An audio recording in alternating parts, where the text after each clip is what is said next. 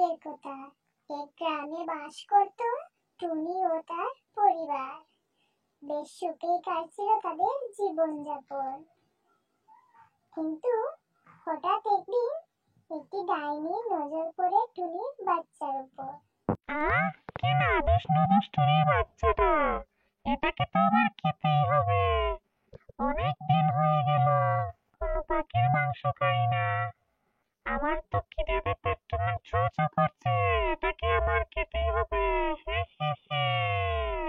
তারপরের দিন টুনা কাজের সন্ধানে বাড়ি থেকে বের হয়। আচ্ছা শোনো, আমি কাজে যাচ্ছি, তোমরা নিজেদের খেয়াল রেখো, বুঝতে পেরেছো?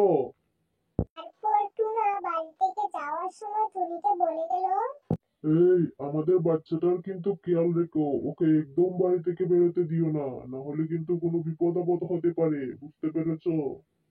তারপর টুনি তার বাচ্চাকে বলল, শোনো বাচ্চা, আমি এবার জঙ্গলে যাচ্ছি খাবার আনতে। তুমি কিন্তু ঘর থেকে একদম বেরোবে না, ঘরে বসে থাকবে। পর টুনি খাবার আনতে জঙ্গলে চলে গেল বাচ্চাটাকে রেখে।